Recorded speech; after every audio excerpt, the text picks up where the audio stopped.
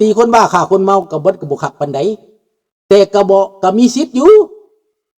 เนาะแต่ภาพพจน์มันบ่งามดังนั้นติ้วไม่กฎระเบียบแล้วเจ้าเปิดให้กินเบิดมือเบิดคืนในขมวนเจ้าหวังได้เงินจากเขาหวังว่าเขาขายเหล้าขายยาจะได้ดีเศรษฐกิจจะฟุ้งแต่ว่ามันก็โอเวอร์คือกันพี่น้องเนาะมันโอเวอร์กายโมงกายเวลาหรือเกินกำหนดการร่วมตัวกันให้เกินจักหมื่นจักแสนอันนี้เกินจนเหยียบกันตายก็บ่ได้ได้มีบางประเทศเหยียบกันตายได้อยู่เกาหลีบ่เหยียบกันตายนะมันเกินอันนี้ก็ระวังอีกเป็นภัยมันได้แนวหนึ่งแต่มันก็เสียแนวหนึ่งก็บ่เป็นอย่างเด้อได้บทเรียนนำกันเด้อเอามาเข้าปัญหายูเครนจักหน่อยก่อนท้ายม่วนท้ายเนาะยูเครนในตอนนี้สู้สุดๆสบายดีสมผู้เยอรมันประกาศก่อนขึ้นอำนาจแต่ก่อนนั้นก็บอกว่าจะให้โทรัสดีนี้ตัดสินใจให้โทรัสแล้วก็บอกว่าให้ทำลายขัวไครเมีย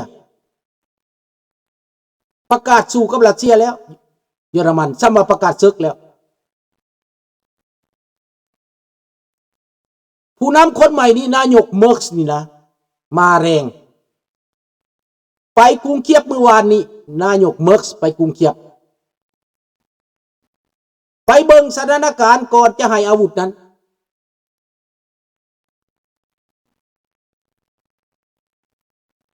แม่นะปัญหาบ้าบ่พวกปัวก็ยุ่งยากเนาะนั่นแหละอันนี้สำคัญพี่น้องนะยูเครนในตอนนี้ก็หนุนจากยุโรปฐานถ้ำนี้ก็แปลกพี่ไปอำเภอบ่จักสิเอาหยังกับบักโปรตีนเดี๋ยวนี้นะบักโปรตีนก็เดินหน้าไปเรื่อยๆเฮ็ดความรุนแรงไปเรื่อยๆเฮ็ดสงครามไปเรื่อย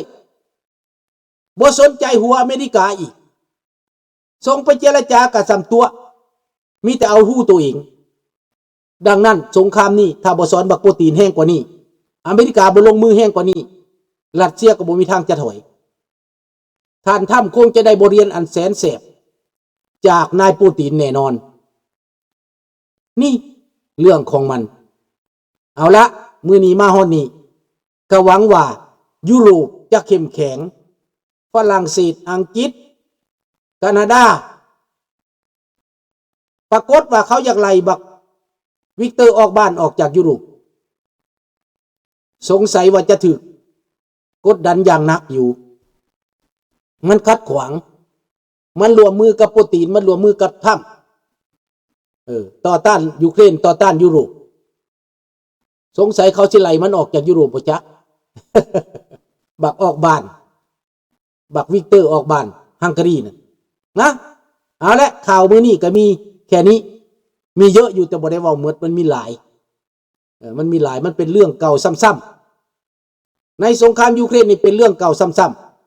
ๆยูเครนบุกแบนกรอดบุกคูสจับทหารรัสเซียได้ลงหลายภัยมากเข็นฆ่าทหารรัสเซียรายวันเกือบจะหายไปแล้วเคซีบอกว่า Germany will have Europe strongest military Germany industrial company is investing on military hardware since World War II แมน